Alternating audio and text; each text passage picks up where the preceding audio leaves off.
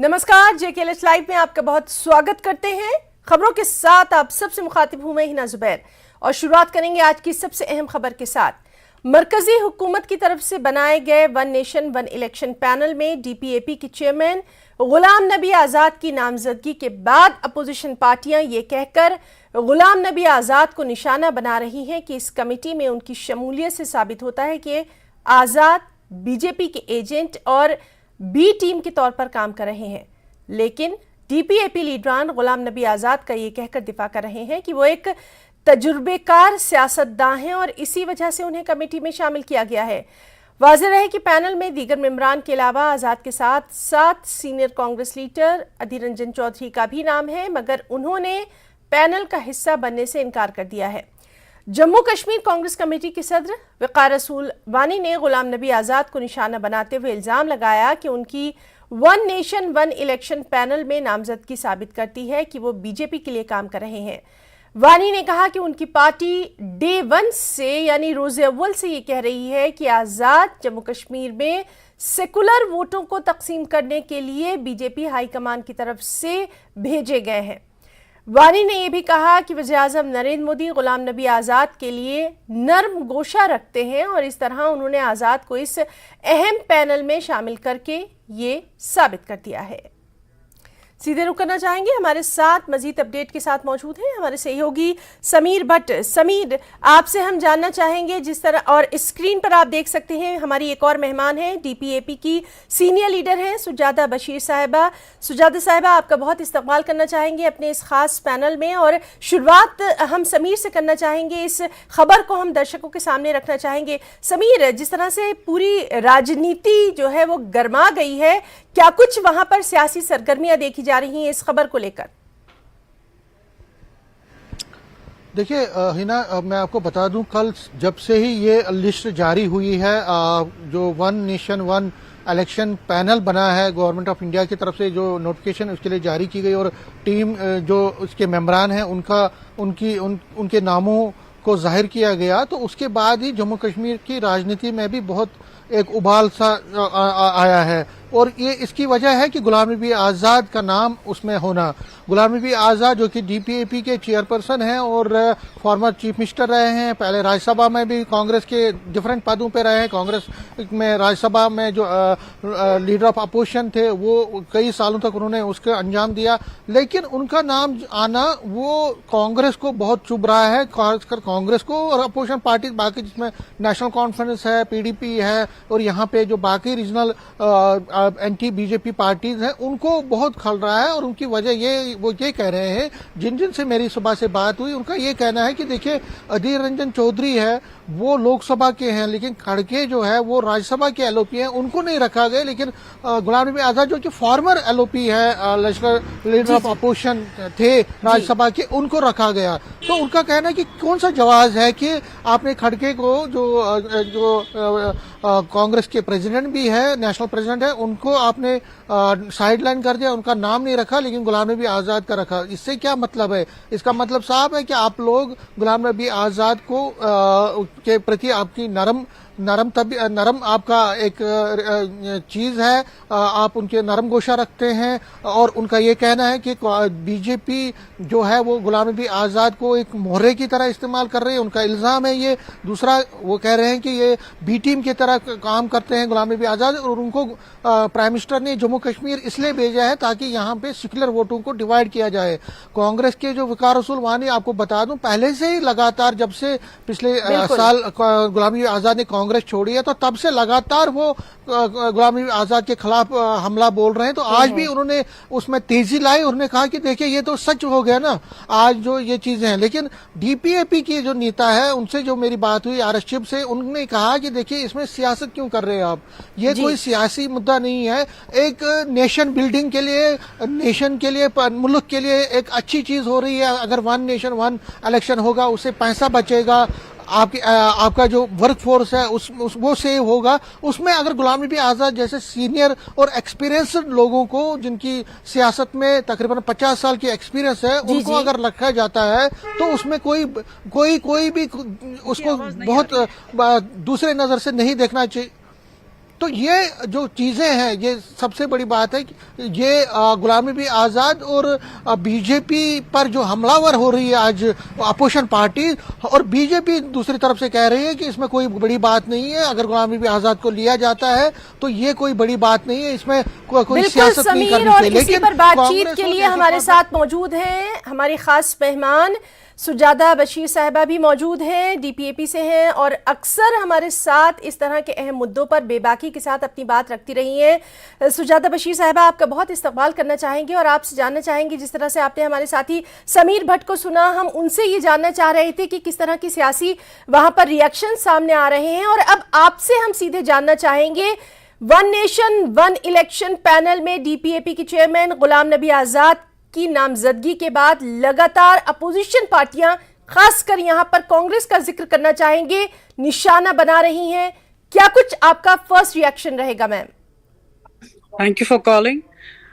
जो गुलाम नबी आज़ाद साहब पे जो ट्रस्ट किया जाता है, जो उनका अपना एक वर्क एक्सपीरियंस है, अकॉर्डिंग टू दैट सेंटर ने डिसाइड किया है कि वो उनको एक मेंबर बना दिया जाएगा। एंड कांग्रेस अब ये बोल रही है कि वो जी बी पार्टी के, तब जब वो यहाँ इतना कुछ काम कर रहे थे तब उनको कुछ ये याद नहीं आ रहा था, और अगर हम लोग अच्छा काम करते तो उनको यही याद आता है बी पार्टी। तो उनके लोग क्या कर रहे हैं, उनके लोगों ने कितना काम किया है, उनके ग्राउंड लेवल पे देखिए वो कितना काम कर रहे हैं। एंड गुलाम नबी आजाद साहब वो लीडर है जो हर घर में जाके, हर पहाड़ी एरियाज में, हर सिटीज में जाके काम कराते हैं, बिकॉज ऑफ एक्सपीरियंस एंड जो उनका एक टुवर्ड्स द नेशन जो उनको प्यार है, उनकी वजह से उनको एक मेंबर बनाया दिया गया। एंड ये लोग यही बोलते हैं हर वक्त कि ये इनको कुछ पता नहीं है। असल में इनको प्रॉब्लम ये है कि उनको पता है सारा कश्मीर, सारा जम्मू कश्मीर के लोग उनके साथ है। So this is the problem with the Congress, जो वो पहले से आते गए, क्या करते गए हैं, अभी भी वो वही करते जा रहे हैं। एंड अभी भी वो लोगों को गुमराह करते हैं कि ये जी बी पार्टी है, बट लोग पता है, लोगों को भी पता है और सारे जम्मू कश्मीर के लोगों को पता है कि गुलाम नबी आजाद ही एक बंदा था जिन्होंने कश्मीर, जम्मू कश्मीर का रुख ही बदल दिया था, जिनने पूरी तरक्की करवाई थी। एंड जब ये आए तो इनने क्या किया, इनके बाकी पार्टी जो थी उन्होंने क्या किया, सब लोगों को पता है। एंड आज भी लोग गुलाम नबी आजाद के नाम से बाहर निकलते, हमसे भी मिलते हैं तो उनके ही नाम से मिलते। जी जी बिल्कुल जी मैम,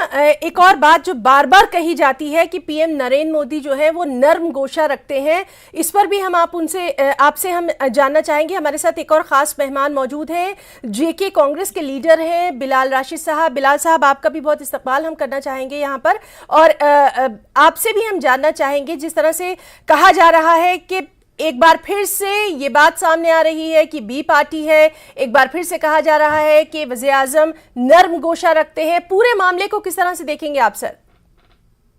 देखिए, मैं जो इस पूरा जो ये एपिसोड हुआ उसको मैं किस नजरिए से देखता हूँ, कांग्रेस पार्टी किस नजरिए से देखती है, मैं वो बता दूं जी। हमारा पहले दिन से एक ही चीज को लेके था कि गुलाम नबी आजाद साहब को लॉन्च किया है नरेंद्र मोदी जी ने, अमित शाह जी ने, जम्मू कश्मीर में कांग्रेस पार्टी को कमजोर करने के लिए। आपने देखा होगा कि उस जो आजाद साहब के स्पोक्स पर्सन थे, आजाद साहब नेशनल पार्टी लॉन्च करने की बात करते थे। आजाद साहब को शायद ये लगता था कि हम कांग्रेस के कुछ नेशनल लीडर्स तोड़ के एक नेशनल पार्टी लॉन्च कर देंगे और कांग्रेस पार्टी को कमजोर कर देंगे। लेकिन जब उन्होंने सामने देखा कि कांग्रेस पार्टी के लॉयल लीडर्स, लॉयल वर्कर्स सामने खड़े हैं, तो वो नेशनल लेवल पे तो अपना फ्रंट तैयार नहीं कर पाए, लेकिन जम्मू कश्मीर में जरूर उन्होंने बीजेपी की बी टीम एक लॉन्च की, जिसको आजाद डेमोक्रेटिक आजाद पार्टी का नाम दिया। आज तक जिस पार्टी का नाम ही नहीं पता है, आज तक जो पार्टी बीजेपी के बी टीम की तरह काम कर रही है और यहाँ नॉर्मलाइज कर रही है प्रोपेगेंडा को, आज उनका, हमारी जो बात थी वो वैलिडेट हो जाती है। जो कल का नोटिफिकेशन आया है एचएलसी हाई लेवल कमेटी जो बनाई गई है वन नेशन वन इलेक्शन को लेके, उस पे उनका नाम आना इस बात को वैलिडेट करता है, जिस बात को हम पिछले 6 महीने से कह रहे थे। हमारी पार्टी का हर नेता कह रहा था, हमारी पार्टी की इंचार्ज रजनी पाटिल जी कह रही थी, और हर नेता को इस चीज का खदशा था, इस चीज का इल्म था कि वो बी टीम बन के यहाँ पे बिलाल साहब, यहाँ पे एक और जिक्र करना चाहेंगे, सीनियर लीडर हैं अधीर रंजन चौधरी जी, उनका भी तो नाम यहाँ पे आया था। ये बात दीगर है कि उन्होंने मना कर दिया, नाम तो उनका भी यहाँ पर शामिल किया गया था। एक कमेटी बनी है, एक कमेटी बनेगी जो अपनी रिपोर्ट पेश करेगी। मैं वही बात कर रहा हूँ। भाजपा ने जब देखा कि आने वाले स्टेट इलेक्शंस में उनको मुंह की खानी पड़ेगी, उनको हार देखनी पड़ेगी, चाहे वो राजस्थान है, छत्तीसगढ़ है, मध्य प्रदेश है, तेलंगाना है, मिजोरम है। आज के टाइम पे कांग्रेस पार्टी आहिस्ता आहिस्ता मजबूत होती जा रही है। आपने देखा कि हमारी पार्टी ने किस तरह हिमाचल में इनको हराया, किस तरह कर्नाटका में इनके आइडियोलॉजी के, इनके प्रोपोगंडा को हराया, उस चीज को बस्ट किया। वही चीज देखते हुए ये वन नेशन वन इलेक्शन वाली साइड जा रहे हैं। और उस पे इन्होंने जो कमेटी बनाई, अधीर रंजन जी का आपने लेटर पढ़ा होगा, उन्होंने क्लियर कट बताया कि उनसे कोई कंसल्टेशन नहीं हुई थी, उनको वो खबर भी मीडिया के माध्यम से ही पता चली। और जब उन्होंने देखा कि ये जो लोकसभा के हमारे राज्यसभा में जो हमारे लीडर ऑफ ओपोजिशन है, कांग्रेस पार्टी के प्रेसिडेंट है, उनको इग्नोर किया गया और अधीर रंजन चौधरी जी को एक सिंबॉलिकली मीटिंग में उनका उस कमेटी में नाम डाला गया, तो उन्होंने उसी टाइम पे उस चीज को रिजेक्ट कर दिया। उन्होंने कहा कि I don't want to be part of this committee. क्या हमने आजाद साहब से ऐसी कुछ चीज सुनी? ठीक है, ठीक है, ठीक है। इसका सीधा जवाब हम सुजाता बशीर साहबा, आप हमारे साथ लगातार मौजूद हैं। जो बात हम कर रहे थे कि पीएम जो हैं वो शुरू से ही नर्म गोशा रखते हैं, ये भी बात लगातार आप खुद देखती रही हैं, इस बात का इल्जाम लगता रहा है। और दूसरी चीज ये कि एक कमेटी बनी है जो अपनी रिपोर्ट पेश करेगी, अभी उसमें नाम आया है और इतनी ज्यादा सियासत गर्मा गई है। किस तरह से देखेंगी इन पूरे मरहले को? इनको प्रॉब्लम है ये, क्योंकि प्राइम मिनिस्टर साहब ने उनका काम देखा है, उनका नेशन की तरह और उनका प्यार देखा है, वो इनसे देखा नहीं जाता। इनने पूरे हिंदुस्तान को डुबा दिया था, तो इनके हालत देखिए। यहाँ इनका प्रेसिडेंट आता है, राहुल गांधी और सोनिया गांधी पिकनिक मनाने आते हैं, instead of taking care of the nation और लोगों से मिले, उनके मसले हल करे या अपने एक ग्राउंड लेवल पे काम करे, उसके बदले वो यहाँ पिकनिक मनाने आते हैं। ये क्या बोलेंगे, किसके साथ ये कंपेयर करते हैं? Ghulam Nabi Azad itself is an eve, he don't need their justification, और इनकी दलीलों से उनको कोई फर्क नहीं पड़ता। Ma'am, one nation one election panel में उनका नाम आना कितनी अहमियत का हामिल है जी? One nation one election panel में गुलाम साहब का नाम आना कितनी अहमियत का हामिल है? किस तरह से आप इसको मैंने देखेंगी? आपको पहले ही बोला कि गुलाम नबी आजाद इज इटसेल्फ अ नेशन, वो एक खुद ही एक कंट्री जैसे है, क्योंकि जिसको अपने कौम के लिए प्यार नहीं होगा तो वो कैसा इंसान, वो कैसा लीडर है? जब आप गुलाम नबी आजाद का नाम लेते हैं तो चाहे आप साउथ जाए, नॉर्थ जाए, ईस्ट जाए, वेस्ट जाए, उनका नाम ही काफी है। सो ये ऐसे उठा के किसी को भी उठा के मेंबर नहीं बना सकते हैं। जब उनको लगा कि गुलाम नबी आजाद ही एक वाहिद बंदे है, वाहिद शख्सियत है जो एक मेंबर बन सकते, तो इनके बोलने से क्या फर्क पड़ता है? ये वो काम करके तो दिखाएं। इनकी हालत देखिए क्या है, इनके स्कैंडल देख, ये निकले थे भारत जोड़ो यात्रा में, इनका कर्जा देखिए कितना है, ये तो डूबे हैं, ये तो लोग तक इनको बोलते हैं ये यात्रा निकले थे या लूटने निकले थे। ये क्या बोलेंगे जब इनका नाम ही नहीं कहे? तो नेचुरली अब इनको जेलसी बुला। अगर ठीक है मैम, इस पर हम बातचीत जारी रखेंगे। समीर भट्ट भी हमारे साथ लगातार मौजूद हैं। समीर, हम लगातार देख रहे हैं तमाम सियासी पार्टियों की ये बात है, लेकिन अगर ओवरऑल हम इसको देखें तो कितनी अहमियत आप समझते हैं one nation one election panel की, खास तौर पर जो अभी सियासी तनाजुर चल रहा है? समीर,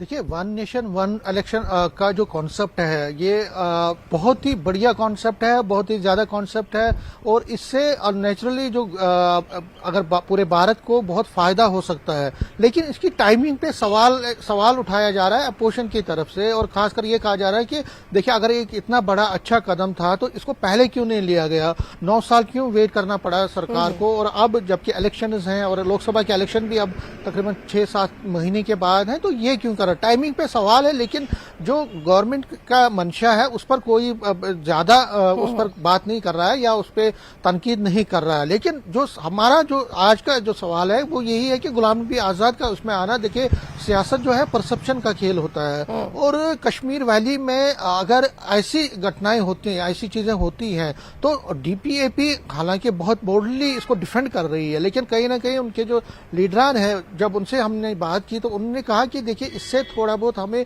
प्रॉब्लम हो जाएगी, खासकर उस बेल्ट में जहां पे बीजेपी के खिलाफ थोड़ा नैरेटिव्स, थोड़ा अगेंस्ट नैरेटिव्स हैं। तो वहां पे ये समझाना है कि देखिए, जिस तरह से कांग्रेस ने इस पर हमला बोला, नेशनल कॉन्फ्रेंस, पीडीपी, सभी लोग गुलाम नबी आजाद पे हमला बोल रहे हैं इस चीज पे, तो कहीं न कहीं डीपीएपी के लिए थोड़ा मुश्किल लग रहा है कि उसको डिफेंड करना। हालांकि वो कह रहे हैं कि ये एक्सपीरियंस्ड आजाद एक्सपीरियंस्ड हैं, या आजाद ने बहुत अच्छा कंट्रीब्यूशन दिया है, लेकिन सियासत में हर किसी पॉलिटिकल पार्टी को एक मुद्दा चाहिए। और आपको याद दिला दूं, गुलाम नबी आजाद ने कुछ दिनों पहले जब हिंदुइज्म और इस्लाम पर बयान दिया था, तो उसको भी एक बड़ा मुद्दा अपोजिशन पार्टीज ने लिया था, क्योंकि बीजेपी के खिलाफ जितनी पार्टीज यहाँ पे है उनको लग रहा है कि बीजेपी चोर दरवाजे से गुलाम नबी आजाद, सज्जाद लोन और सईद अल्ताफ बुखारी को यहाँ पे प्रोजेक्ट कर रहे हैं। यहाँ पे वो ABC टीम बने हैं उनके, ताकि कश्मीर में जो वोट है उसको तकसीम किया जाए, जिससे बीजेपी को अपने जो पॉलिटिकल सियासी मकासद है उसको पूरा करने में फायदा मिले। तो इसमें सियासी पहलू ज्यादा है। गुलाम नबी आजाद हो या सईद अल्ताफ बुखारी हो या सज्जाद लोन, उन तीनों को भी बीजेपी के साथ ये मान रहे हैं कि वो उन्हीं की टीम है। हालांकि गुलाम नबी आजाद हो या उनके लीडरान हो, कोई भी इस चीज को मानने को तैयार नहीं है। लेकिन अब सारा फैसला तो लोगों को करना आगे। इलेक्शन है, म्युनिसिपल पोल्स हैं, पंचायत है, और फिर लोकसभा है, और उसके बाद असेंबली पोल्स है। कौन कहाँ पे खड़ा है वो तो आने वाला वक्त बताएगा। लेकिन जो मुद्दा मिल जाता है पार्टीज को, जो पार्टीज को, वो अपने मुद्दे के हिसाब से, अपनी लाइन के हिसाब से उसके साथ फिर बात करती है। और आज इसी मुद्दे पर अपोजिशन ने अपनी बात की और आजाद खेमे ने भी अपनी बात की। बिलाल साहब हमारे साथ लगातार मौजूद हैं। बिलाल साहब, जिस तरह से हम देख रहे हैं कि सियासी बयानबाजियां तो हो रही हैं, और सबसे ज्यादा अहम कांग्रेस के लिए यहाँ पर यह हो जाता है कि अपनी जो उसके तमाम लीडरान हैं, अपना जो घर है पहले उसको कहीं ना कहीं मजबूत किया जाए। अब अगर पैनल में नाम आ गया है तो इस पर भी चर्चा लाजमी सी बात है, लेकिन कहीं ना कहीं ये भी जरूरी है कि इलेक्शन को देखते हुए पार्टी खुद भी अपने आप को मजबूत करे, बजाय बयानबाजियों में जाते हुए। ये लगातार अपोजिशन या दूसरी पार्टियां जो है वो कांग्रेस पर इल्जाम लगाती रही हैं कश्मीर में। नहीं, मैं एक चीज यहाँ क्लियर कर दूं, जो आप इल्जाम की बात कर रहे हो, कांग्रेस पार्टी, आपने पिछले साल से देखा होगा, पिछले साल 7 सितंबर से भारत जोड़ो यात्रा शुरू हुई थी। भारत जोड़ो यात्रा राहुल जी ने किन मुद्दों पे की थी वो भी मुझे यहाँ पे रिपीट करने की जरूरत नहीं है, क्योंकि भारत जोड़ो यात्रा में उन मुद्दों पे बात हुई। वो चाहे अनएम्प्लॉयमेंट को लेके था, इन्फ्लेशन को लेके था, हेट्रेडनेस को लेके था जो बीजेपी ने फैलाई हुई थी। और उसके साथ जो आप कह रहे हो कि यहाँ पे वन नेशन वन इलेक्शन में उनके नाम आने पे सियासत ना की जाए, क्यों ना की?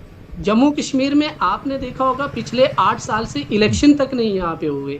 क्यों नहीं हुए? यहाँ पे यही बताया जाता रहा है कि हालात आज तक फिजिबल नहीं थे। तो आज वन नेशन वन इलेक्शन की तरफ जाएंगे तो जम्मू कश्मीर को लेके इनका क्या वो होगा? उसके बाद आजाद साहब वहां जाके बीजेपी के प्रोपोगेंडा को नॉर्मलाइज कर रहे हैं, इसलिए हम बात कर रहे हैं इस चीज पे। बाकी सारी चीजें, कांग्रेस का जो कुंभा है वो आपने ही मजबूत होते देखा होगा। पिछले दिनों में कितने सारे लीडर्स जम्मू कश्मीर में जो हमारी पार्टी से आजाद साहब के साथ गए थे, जब उन्होंने देखा कि आजाद साहब एक्सपोज हो गए उन लोगों के सामने जो काम कर रहे थे, उनको उनके काम करने के तरीके का जब पता चला कि ये तो आजाद साहब बीजेपी की बी टीम बन के जम्मू कश्मीर में आए हैं, ये तो बीजेपी को फायदा पहुंचाना चाहते हैं, उनमें से 80 to 85% लीडर वापिस आज कांग्रेस पार्टी में। उसके साथ साथ मैं बताता चलूं कि बहुत सारे बाकी पार्टीज के, आम आदमी पार्टी के लीडर्स या बहुत सारे जो इंडिपेंडेंट सोशल एक्टिविस्ट थे, जो पॉलिटिकल एक्टिविस्ट थे, जो अलग अलग जगह से डीडीसीज बीडीसीज इंडिपेंडेंट जीत के आए हुए थे, उन्होंने हमारी पार्टी का हाथ थामा।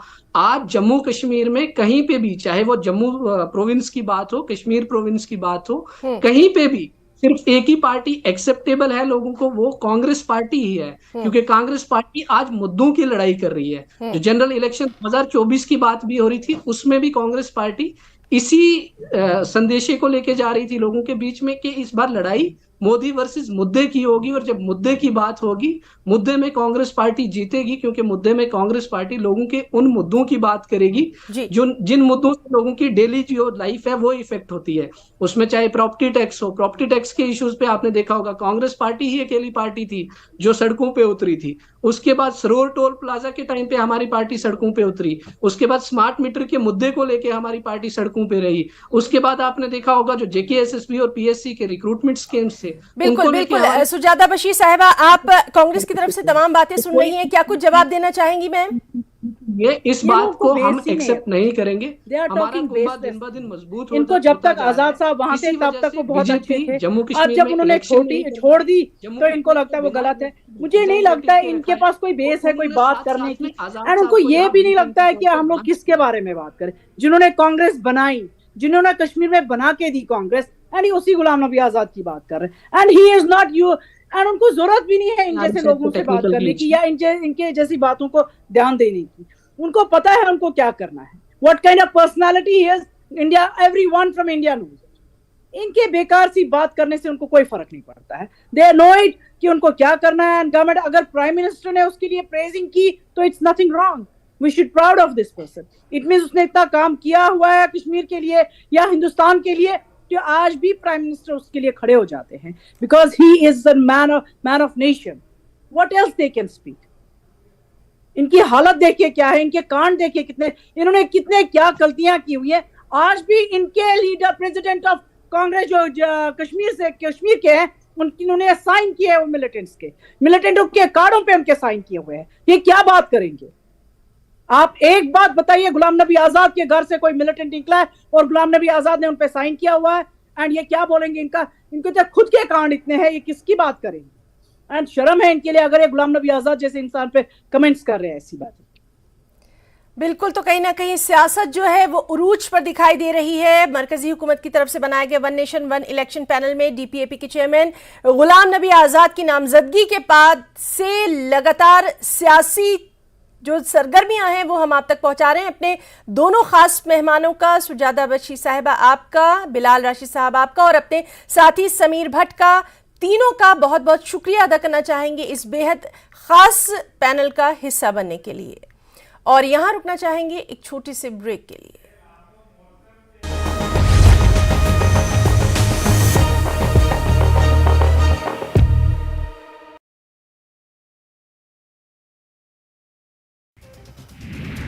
डोडा पुलिस से 8 दहशतगर्दों पर की दाखिल चार्जशीट। पाकिस्तान से काम कर रहे दहशतगर्दों के ऊपर कसा भारत ने शिकंजा। LTE-HM कमांडरों समेत अहम दहशतगर्दों पर कार्रवाई। UAPA एक्ट के तहत की बड़ी कार्रवाई।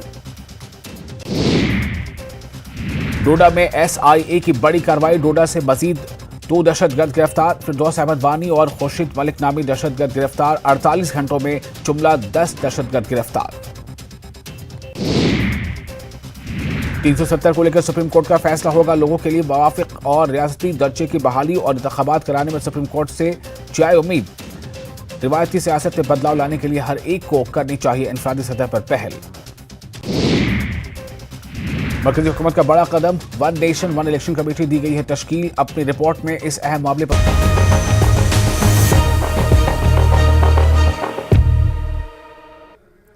और ब्रेक के बाद एक और अहम खबर हिमाचल से है।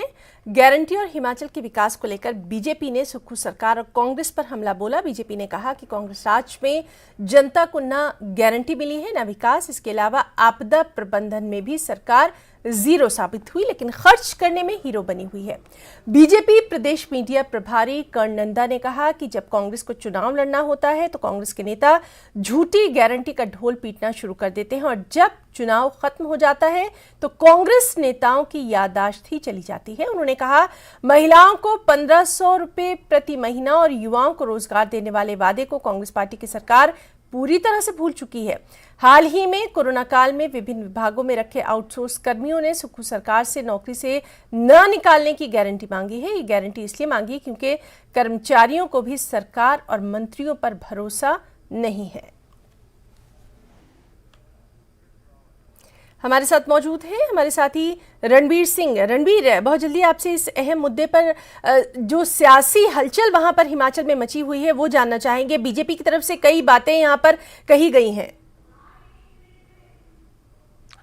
जी हाँ, पिछले कल जिस तरह से नेता प्रतिपक्ष जयराम ठाकुर ने मोर्चा संभाला था, लगातार इसी मुद्दे पर जो है सरकार को घेरा जा रहा है, आपदा को लेकर भी घेरा जा रहा है। और आज ये बयान जो भाजपा के प्रदेश मीडिया प्रभारी है कर्ण नंदा, उनकी तरफ से ये दिया गया है। देखिए, जो आउटसोर्स पर रखे गए थे कोरोना वॉरियर्स स्वास्थ्य विभाग में, उन्होंने 2 दिन तक यहाँ सचिवालय के बाहर धरना दिया। उसके बाद कई तरह से सवाल जो है माफ कीजिएगा पूछे जा रहे थे राज्य सरकार से।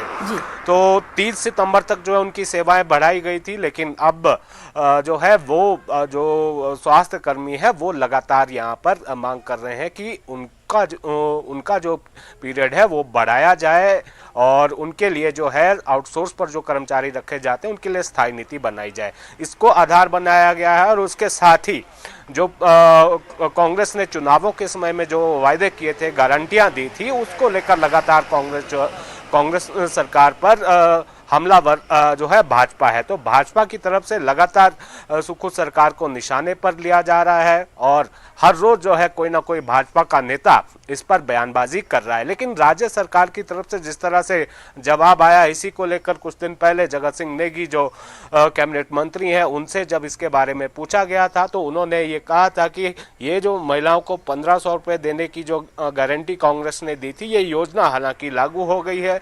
15 अप्रैल को मुख्यमंत्री ने जो है काजा से इसकी घोषणा की थी, लेकिन उसके बाद आपदा आई है। तो उसके बाद ये योजना जो है अभी तक जो दूसरी महिलाओं को मिलनी थी, जो संख्या निर्धारित की गई है, वो अभी नहीं दी जा रही, क्योंकि राज्य सरकार का सारा ध्यान जो है आपदा प्रबंधन में, राहत और पुनर्वास कार्यों पर जो है राज्य सरकार पूरी तरह से ध्यान केंद्रित कर रही है। और साथ में ये भी दोहराया जा रहा है सरकार की तरफ से कि ये गारंटियां जो है पूरे 5 साल के लिए नहीं है। लेकिन विपक्ष के पास जब जब मौका मिलता है विपक्ष को, वो जो है लगातार इन गारंटियों पर जो है हमला बोलती है और सुखू सरकार को इस पर घेरा जा रहा है ना। जी बिल्कुल रणवीर, और इसी मुद्दे पर लगातार हमारी नजर बनी हुई है। कई तरह के रिएक्शंस जो हैं वो भी सामने आ रहे हैं। रणवीर, बहुत बहुत शुक्रिया आपका तमाम तर जानकारी के लिए। JKLH लाइव में फिलहाल इतना ही। नमस्कार।